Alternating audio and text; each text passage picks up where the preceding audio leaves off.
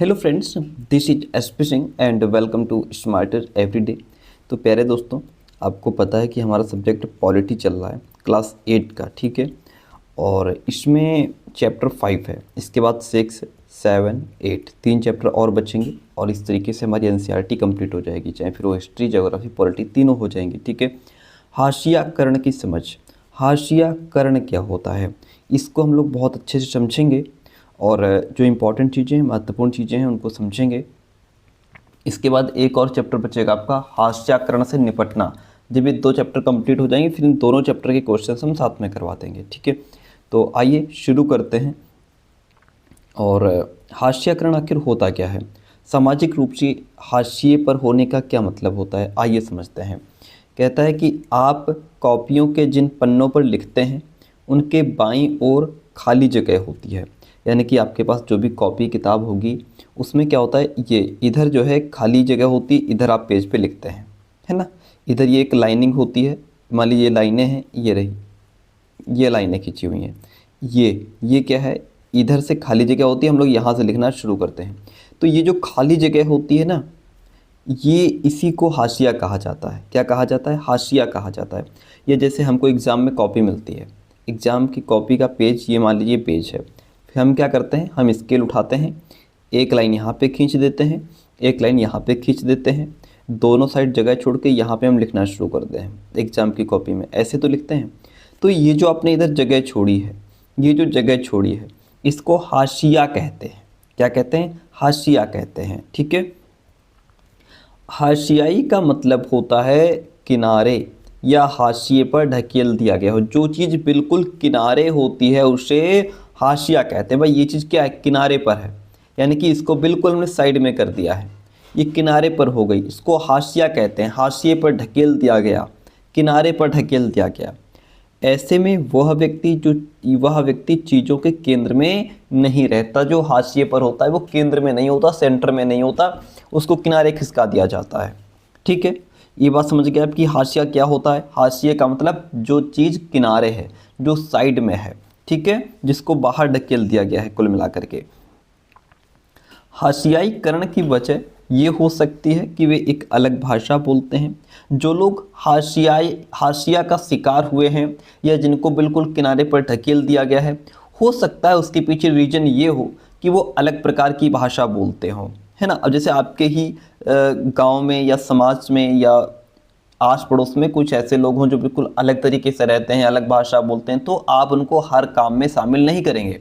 अगर आप गांव में रहते हैं, आपके गांव में कोई ऐसा परिवार है जो बिल्कुल अलग वेशभूषा है, अलग भाषा है, अलग तरीके से रहता है, तो जाहिर सी बात है आप उसको अपने, अगर मान लीजिए कोई सार्वजनिक काम हो रहा है, कोई कुछ भी, तो उसको आप मिलाएंगे नहीं साथ में, है ना। जाहिर सी बात है, बहुत कम रेयर केस में हो कि साथ में मिला लें, नहीं तो उसको आप नहीं इंक्लूड करेंगे कि यार अरे वो तो अलग जाति का है या अलग, उनकी तो बोली भाषा तौर तरीका अलग है, तो आप उसको साइड में ही रखेंगे। तो इसके पीछे रीजन ये अलग भाषा बोल सकते हैं, अलग रीति रिवाज हो सकता है उनका हो, बहुसंख्यक समुदाय के मुकाबले किसी दूसरे धर्म के हो सकते हैं। आपका गांव अलग जाति का है, वो एक परिवार एक अलग जाति का आकर के बस गया, तो जाहिर सी बात है आप उसको अलग ही रखेंगे। वे अपने गरीबी के कारण सामाजिक हैसियत में कमतर माने जाने की वजह से और शेष लोगों के मुकाबले कमतर मनुष्य के रूप में देखे जाने की वजह से खुद को हाशिए पर महसूस करते हैं। हो सकता है इसके पीछे गरीबी हो या सामाजिक पिछड़ापन हो, ठीक है, ये सारी चीज़ों की वजह से वो अपने आप को पीछे महसूस करते हैं। कई बार हाशियाई समूहों को लोग दुश्मनी और डर के भाव से भी देखते हैं। फासले और अलग थलग किए जाने का ये एहसास समुदायों को संसाधनों और मौक़ों का फ़ायदा उठाने से रोक देता है। फलस्वरूप हाशियाई समुदाय अपने अधिकारों के लिए आवाज़ उठाने में चूक जाते हैं, क्योंकि हो सकता है बेचारे वो अल्पसंख्यक हों, है ना, अलग थलग रहते हों, एक गांव में एक ही परिवार रहता है, तो क्या ही अपने आप को प्रेजेंट करेगा, क्या ही अपनी शक्ति दिखाएगा वो। फिर आगे कहता है, उन्हें समाज के ऐसे ताकतवर वर्चस्वशाली तबकों के मुकाबले शक्तिहीनता और पराजय का एहसास रहता है कि हम शक्तिहीन हैं, ठीक है, और उनको लोग दबाने लगते हैं, उनकी ज़मीन दबाने लगते हैं, धन दौलत ठीक है, एहसास रहता है। जिनके पास ज़मीन है, धन दौलत है, जो ज़्यादा पढ़े लिखे, राजनीतिक रूप से ज़्यादा ताकतवर हैं, इसका मतलब ये है कि हास्याकरण किसी एक ही दायरे में महसूस नहीं होता। आर्थिक, सामाजिक, राजनीतिक सभी दायरे समाज के कुछ तबकों को हाशियाई महसूस कराने के लिए विवश करते हैं। ठीक है, जो लोग आर्थिक रूप से मजबूत हैं, सामाजिक रूप से मजबूत हैं, राजनीतिक रूप से मजबूत हैं, वो ऐसे लोगों को दबाने की कोशिश किया करते हैं। तो अब आप बहुत अच्छे समझ गए होंगे कि आखिर हाशियाकरण किसको कहते हैं, हाशिया का मतलब ही क्या होता है। हाशिया का मतलब जो व्यक्ति समाज के लोगों से थोड़ा अलग हो, है ना, जिसकी वेशभूषा अलग हो सकती है, भाषा के आधार पर अलग हो सकता है, आर्थिक, सामाजिक, राजनीतिक वजह से वो पिछड़ा हो सकता है, तो उसको हास्याकरण का शिकार हो जाता है वो। आदिवासी और हास्याकरण, आइए इसको समझते हैं, आदिवासी और हास्याकरण को समझते हैं। सबसे पहले तो आदिवासी कौन लोग हैं, देखिए। सबसे पहले तो ये समझिए कि आदिवासी शब्द का मतलब होता है मूल निवासी। क्या मतलब होता है? मूल निवासी। ये ऐसे समुदाय हैं जो जंगलों के साथ जीते आए हैं, जंगलों में रहते आए हैं, जंगलों की धन संपदा से अपना जीवन निर्वाह करते चले आए हैं, आज भी उसी तरह जी रहे हैं। भारत की लगभग 8% आबादी आदिवासियों की है। कितनी? 8%। देश के बहुत सारे महत्वपूर्ण खनन एवं औद्योगिक क्षेत्र आदिवासी इलाकों में हैं। जमशेदपुर, राउरकेला, बोकारो, भिलाई का नाम तो सुना ही होगा। आदिवासियों की सारी आबादी एक जैसी नहीं है। भारत में 500 से ज़्यादा तरह के आदिवासी समूह निवास करते हैं। छत्तीसगढ़, झारखंड, मध्य प्रदेश, उड़ीसा, गुजरात, महाराष्ट्र, राजस्थान, आंध्र प्रदेश, पश्चिम बंगाल और उत्तर पूर्व के अरुणाचल प्रदेश, असम, मणिपुर, मेघालय, मिजोरम, नागालैंड, त्रिपुरा, इन सभी राज्यों में आदिवासियों की संख्या काफ़ी ज़्यादा है।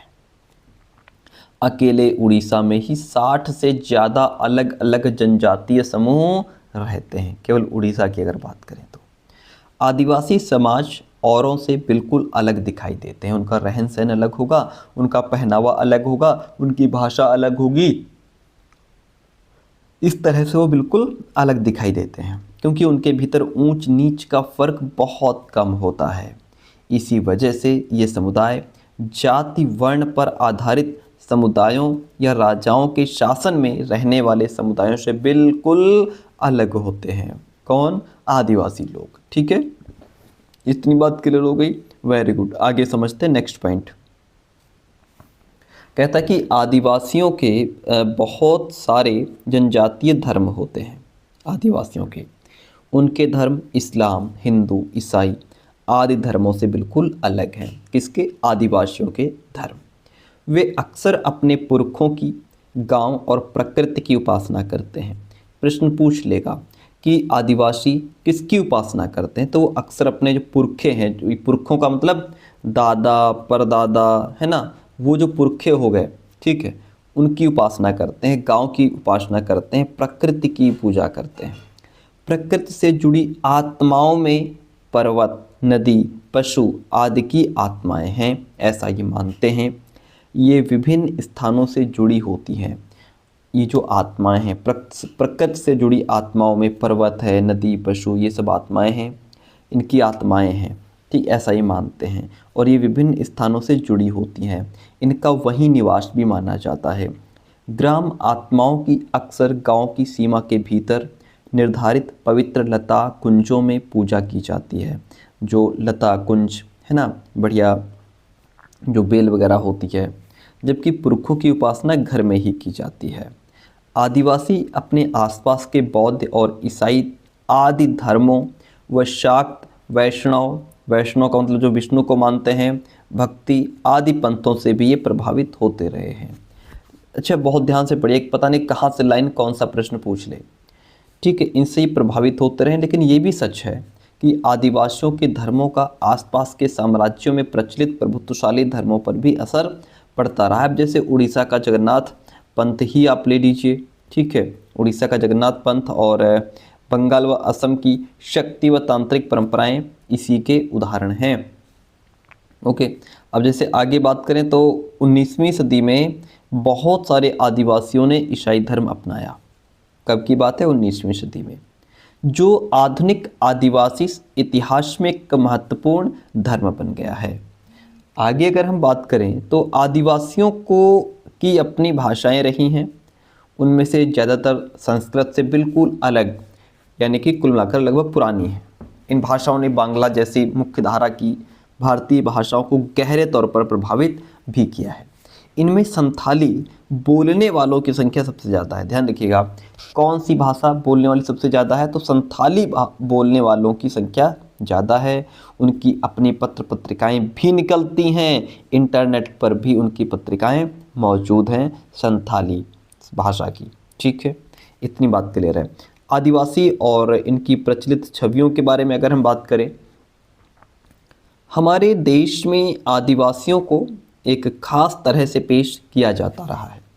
स्कूल के उत्सव हों, चाहे कोई सरकारी कार्यक्रम हो, किताबों फिल्मों में उन्हें सदा एक रूप में ही पेश किया जाता है। वे रंग बिरंगे कपड़े पहने, सिर पर मुकुट लगाए, हमेशा नाचते गाते ही हमको दिखाया गया है कि ये आदिवासी लोग हैं। इसके अलावा हम उनकी ज़िंदगी की सच्चाइयों के बारे में बहुत कम जानते हैं कि असल में उनके जीवन का राज क्या है, उनके जीवन की सच्चाई क्या है। इसीलिए बहुत सारे लोग इस गलत फहमी का शिकार हो जाते हैं कि उनका जीवन बहुत आकर्षक, पुराने किस्म का पिछड़ा हुआ है। लोगों को लगता है कि इनका जीवन बड़ा आकर्षक है। आदिवासियों पर यह आरोप भी लगाया जाता है कि वे आगे नहीं बढ़ना चाहते। कहा जाता है कि आगे बढ़ना ही नहीं चाहते, ये आज का जीवन जीना ही नहीं चाहते, इसलिए आज भी जंगलों में पड़े हैं। बहुत सारे लोग पहले ही मान लेते हैं कि ये बदलाव या नए विचारों से दूर रहना चाहते हैं। हमने क्लास 6 की किताब में पढ़ा था कि खास समुदायों को बनी बनाई छवियों में देखते चले जाने की वजह से इस तरह के समुदायों के साथ अक्सर कितना भेदभाव होने लगता है। अब ये जो आदिवासी हैं, इनका विकास कितना क्या हुआ, आइए इसको समझते हैं।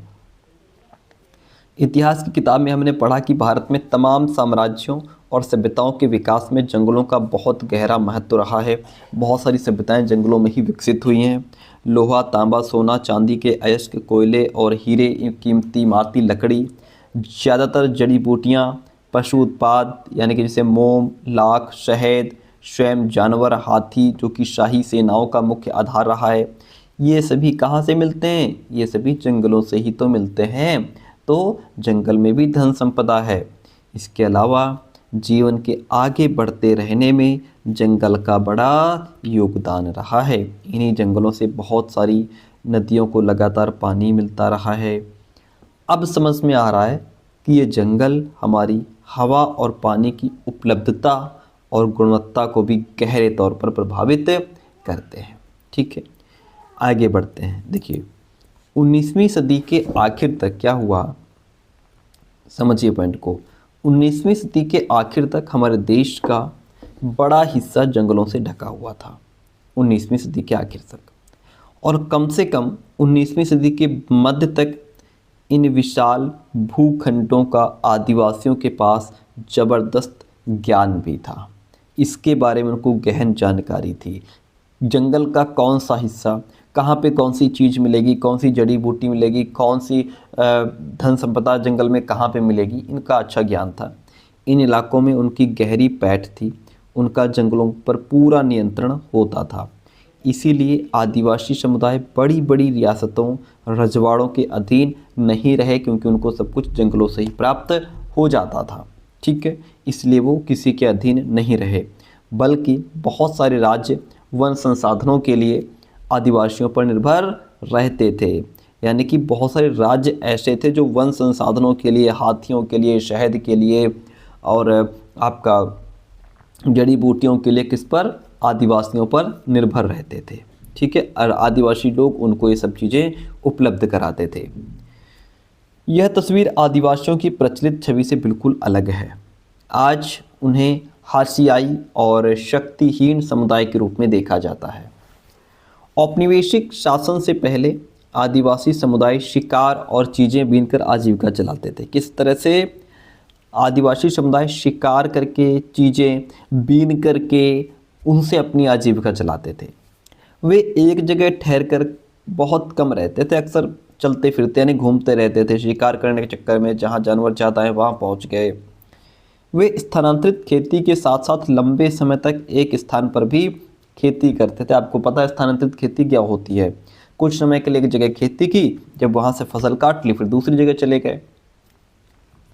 हालांकि ये परंपराएं अभी भी कायम हैं, होता अभी भी है, लेकिन पिछले 200 सालों में आए आर्थिक बदलाव, वन नीतियों, राज्य व निजी उद्योगों के राजनीतिक दबाव की वजह से इन लोगों को बागानों, निर्माण स्थलों, उद्योगों और घरों में नौकरी करने के लिए ढकेला जा रहा है कि तुम लोग उद्योग में काम करो, है ना, बागानों में काम करो, घर में नौकरी करो, उसकी तरफ ढकेला जा रहा है। इतिहास में पहली बार ऐसा हो रहा है कि आज उनका वन क्षेत्रों पर कोई नियंत्रण नहीं है। जो पहले जो वो जंगल के मालिक हुआ करते थे, आज वो मालिकाना हक उनका चला गया। आज जंगल उनके अधिकार में नहीं है, ना ही उन तक उनकी सीधी पहुंच रह गई है। आगे बढ़ेंगे, देखिएगा यहाँ पे देखिए, समझिए इस पॉइंट को। पता नहीं कहाँ से प्रश्न पूछ ले, छोड़ेंगे कुछ नहीं। झारखंड और आसपास के इलाकों के आदिवासी 1830 के दशक से ही बहुत बड़ी संख्या में भारत और दुनिया के अन्य इलाकों, चाहे वो मॉरिशस हो, कैरिबियन हो, यहाँ तक कि ऑस्ट्रेलिया में जाते रहे हैं। भारत का चाय उद्योग असम में उनके श्रम के बूते ही अपने पैरों पर खड़ा हो पाया है। आज अकेले असम में 70 लाख आदिवासी रहते हैं। इस विस्थापन की कहानी भीषण कठिनाइयों, यातना, विरह, मौत की कहानी रही है। 19वीं सदी में इन पलायनों के कारण 5 लाख आदिवासी मौत के मुंह में जा चुके थे जब ये पलायन हुआ। ठीक है, नीचे दिया गया गीत आदिवासियों की आकांक्षाओं और असम में उनके वास्तविक हालात की बानगी पेश करता है। कहता है, आओ मिनी असम चलें, हमारे देश में तो बहुत कष्ट हैं। असम की धरती पर मिनी हरियाली से भरे चाय के बागान हैं। सरदार कहता है, काम काम काम करो। बाबू कहता है, उन्हें पकड़ो इधर लाओ। साहब कहता है, मैं तुम्हारी खाल उधेड़ दूंगा। हे जादू राम, तुमने हमें असम भेजकर बड़ा छल किया है। ये एक दर्दनाक कविता है। यहाँ पे आगे बढ़ेंगे। एक फ़ोटो आप यहाँ देख पा रहे होंगे, सुंदर सी इमेज है। ये क्या है? ये फ़ोटो उड़ीसा के कालाहांडी ज़िले में स्थित न्यामगिरी पहाड़ी का है। किस पहाड़ी का है? न्यामगिरी पहाड़ी का फ़ोटो आप देख पा रहे हैं। ठीक है, देख लिया फ़ोटो। कहता है, ये डोंगरिया कोंड नामक आदिवासी समुदाय का इलाका है। किसका इलाका है? डोंगरिया कोंड नाम के आदिवासी समुदाय का। न्यामगिरी इस समुदाय का पवित्र पर्वत है। ये जो डोंगरिया कोंड समुदाय है, इसका ये पवित्र पर्वत है न्यामगिरी। ठीक है, एक बड़ी एल्यूमिनियम कंपनी यहाँ खान और शोधक संयंत्र, रिफाइनरी लगाना चाहती है। यह योजना इस आदिवासी समुदाय को विस्थापित कर देगी। अगर यहाँ ये फैक्ट्री वगैरह लग गई तो यहाँ ये रहने वाले लोग यहाँ से चले जाएंगे, विस्थापित हो जाएंगे। इस समुदाय के लोगों ने इस प्रस्तावित योजना का जमकर विरोध किया है। पर्यावरणवादी भी उनका समर्थन कर रहे हैं। सर्वोच्च न्यायालय में कंपनी के खिलाफ मुकदमा भी चल रहा है। ठीक है, तो उनकी मेहनत रंग लाई, उन्होंने आग्रह किया आगे, तो अब जो है कंपनी पर भी मुकदमा चल रहा है जो वहाँ पर ये फैक्ट्री लगाना चाह रही है। आगे समझते हैं पॉइंट को। इमारती लकड़ी और खेती तथा उद्योगों के लिए विशाल वन भूमियों को साफ किया जा चुका है। आदिवासियों के इलाकों में खनिज पदार्थों और अन्य जो प्राकृतिक संसाधन हैं उनकी भी भरमार रही है। इसीलिए इन जमीनों को खनन और अन्य विशाल औद्योगिक परियोजनाओं के लिए बार बार छीना भी गया है।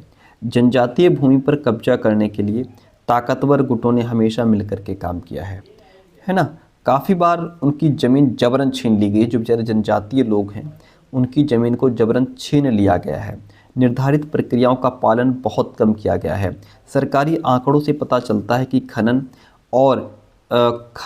परियोजनाओं के कारण विस्थापित होने वालों में 50% से ज़्यादा केवल आदिवासी ही रहे हैं।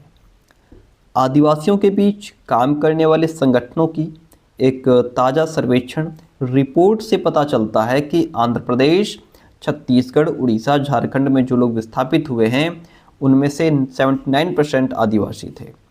उनकी बहुत सारी ज़मीन देश भर में बनाए गए सैकड़ों बांधों के जलाशयों में डूब चुकी है।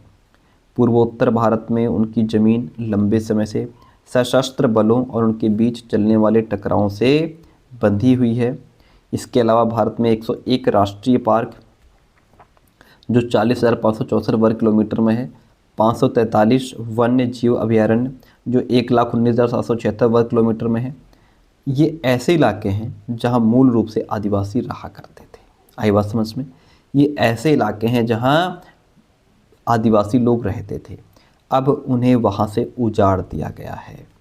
अगर वे इन जंगलों में रहने की कोशिश करते हैं तो उन्हें घुसपैठिया कहा जाता है। क्या कहा जाता है? घुसपैठिया कहा जाता है। अपनी ज़मीन जंगलों से बिछड़ने पर आदिवासी समुदाय आजीविका और भोजन के अपने मुख्य स्रोतों से वंचित हो जाते हैं। अपने परंपरागत निवास स्थानों के छिनते जाने की वजह से बहुत सारे आदिवासी काम की तलाश में शहरों का रुख कर रहे हैं। वहाँ उन्हें छोटे मोटे उद्योग, इमारतों या निर्माण स्थलों पर बहुत मामूली वेतन वाली नौकरियां बेचारों को करनी पड़ती हैं। इस तरह वे गरीबी और लाचारी के जाल में फंसते चले जाते हैं। ग्रामीण इलाकों में 45% और शहरी इलाकों में 35% आदिवासी समूह गरीबी की रेखा से नीचे गुजर बसर करते हैं।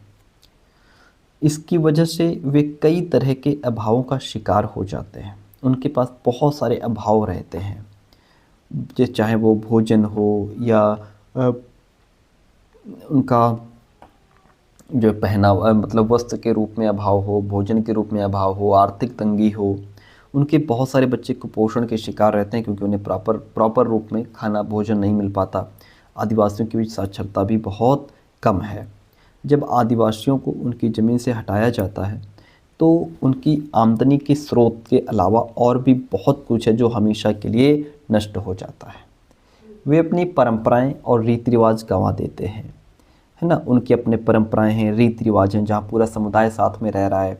वहाँ से विस्थापित हो जाने के बाद सब बेचारे अलग अलग हो जाते हैं, जो कि उनके जीवन और अस्तित्व का स्रोत हैं।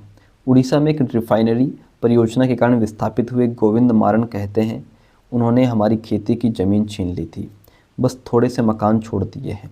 उन्होंने शमशान भूमि, मंदिर, कुएं, तालाब सब कुछ अपने कब्जे में ले लिया है। अब हम कैसे जिएंगे?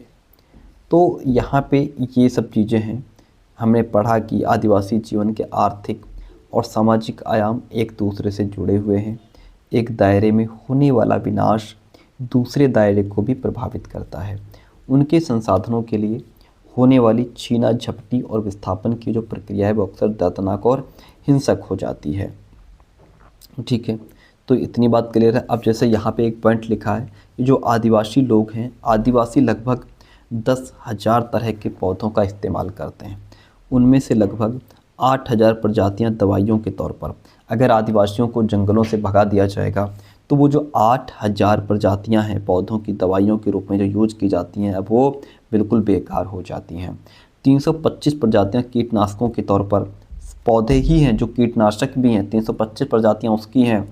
425 प्रजातियाँ गोंद रेजिन डाई के तौर पर, 550 प्रजातियाँ रेशों के लिए इस्तेमाल की जाती हैं। इनमें से 3500 प्रजातियाँ भोजन के रूप में भी इस्तेमाल होती हैं। जब आदिवासी समुदाय वन भूमि पर अपना अधिकार खो देते हैं तो यह सारी ज्ञान संपदा भी खत्म हो जाती है। जो ज्ञान है इतने सारे पौधों का, कौन कीटनाशक है, कौन दवाई है, कौन किस में यूज हो रहा है, ये सारा ज्ञान भी वहीं पे ख़त्म हो जाता है जब आदिवासियों को जंगल से निकाल दिया जाता है। आइए अल्पसंख्यक और हाशियाकरण को समझ लेते हैं। देखिए, अल्पसंख्यक और हाशियाकरण समझते हैं। तो कहता है कि मौलिक अधिकारों के जरिए, हमने पीछे पढ़ा कि मौलिक अधिकारों के जरिए हमारा संविधान धार्मिक और भाषाई अल्पसंख्यकों को सुरक्षा प्रदान करता है ना।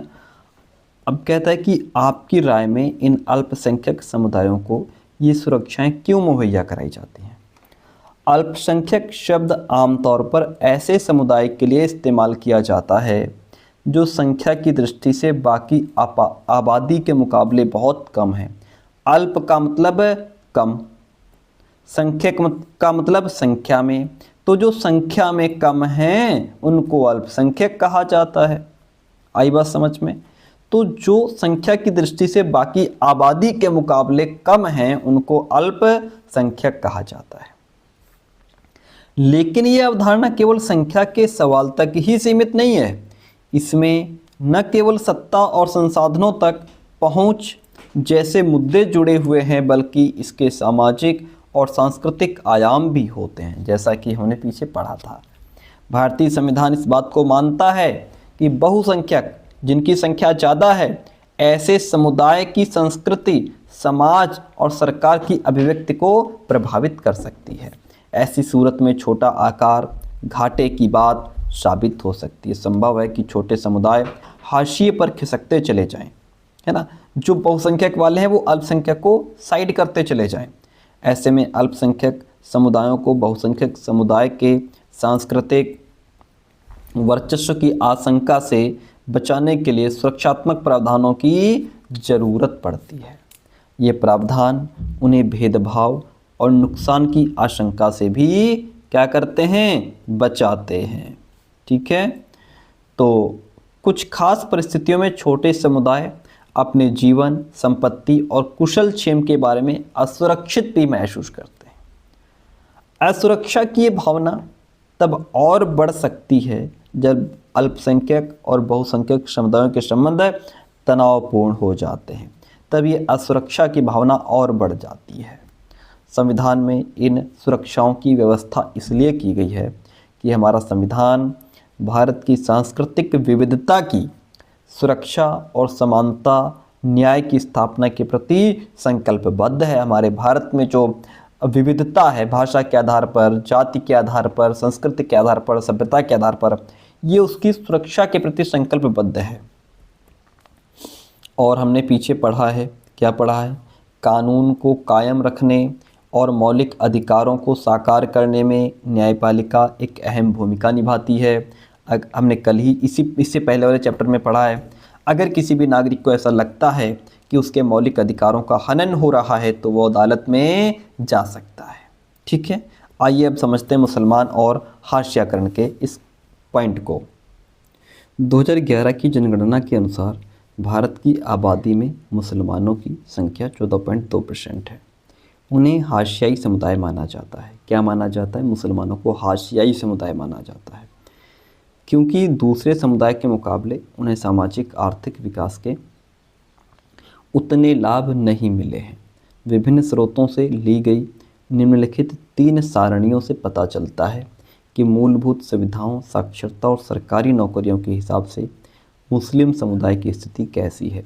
नीचे दी गई 3 सारणियों को पढ़ कर के बताइए कि मुस्लिम समुदाय की सामाजिक आर्थिक स्थिति के बारे में क्या बताती है। जिससे मूलभूत सुविधाओं की बात करें तो धार्मिक समुदाय हमारा हिंदू, मुस्लिम, ईसाई और सिख दिया है।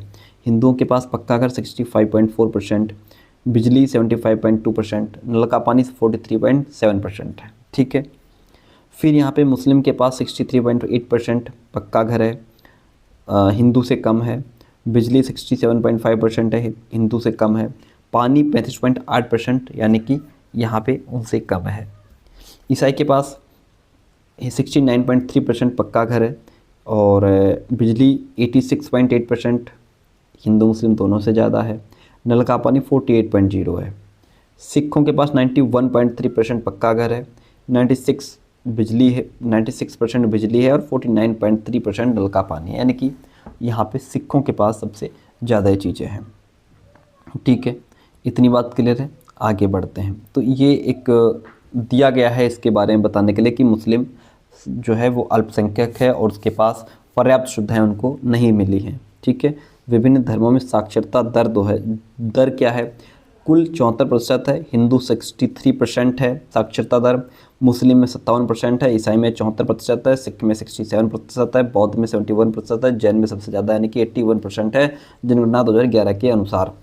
ठीक है, तो अब यहाँ पे सरकारी नौकरियों में मुसलमानों का प्रतिशत अगर हम देखें तो सरकारी मुसलमानों का प्रतिशत टोटल 13.5% आबादी है, जिसमें से भारतीय प्रशासनिक सेवा यानी IAS में 3% मुसलमान हैं, भारतीय पुलिस सेवा में IPS में 4% मुसलमान हैं, भारतीय विदेश सेवा में 1.8% मुसलमान हैं, केंद्रीय सार्वजनिक क्षेत्रीय इकाइयों में 3.3% मुसलमान है, राज्य स्तरीय पर 10.8% है, बैंक और रिजर्व बैंक में 2.2% है। ठीक है, तो इतनी बात क्लियर है। ये मुसलमानों के बारे में यहाँ पे आंकड़े दिए गए हैं।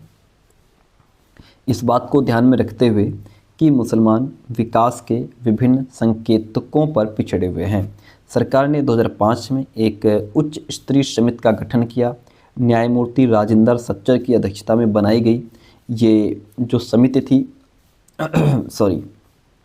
इस समिति ने भारत में मुस्लिम समुदाय की सामाजिक, आर्थिक, शैक्षणिक स्थिति का जायजा लिया। रिपोर्ट में इस समुदाय के हास्याकरण का विस्तार से अध्ययन किया गया है।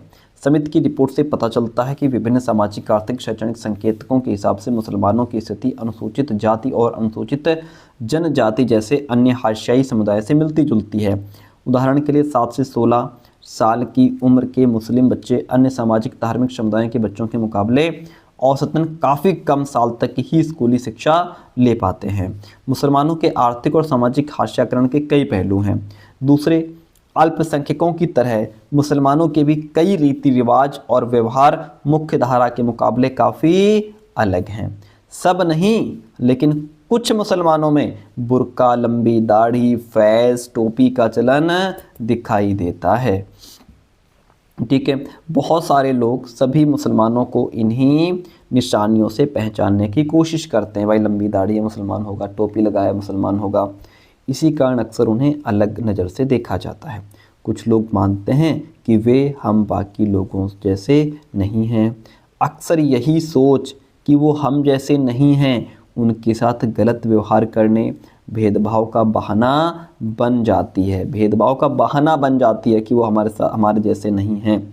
मुसलमानों के इसी सामाजिक हास्याकरण के कारण कुछ स्थितियों में वे जिन इलाकों में पहले से रहते आए हैं वहाँ से निकलने लगे हैं, जिससे अक्सर उनका घेटवाइजेशन होने लगता है। कभी कभी यही पूर्वाग्रह घृणा और हिंसा को जन्म देता है।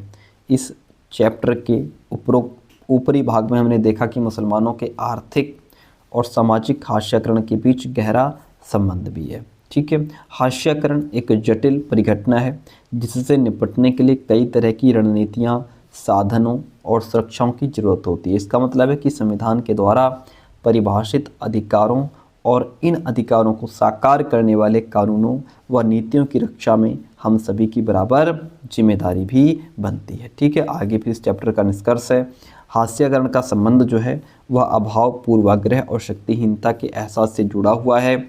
हमारे देश में कई और भी हाशियाई समुदाय हैं। दलित भी इसी तरह का एक समुदाय है जो हास्याकरण में आता है।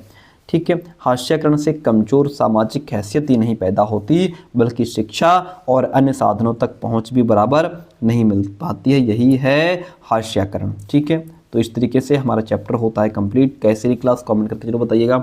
इसके बाद 3 चैप्टर आपके और बचते हैं, उनको भी फिर हम फटाफट कंप्लीट कर लेंगे।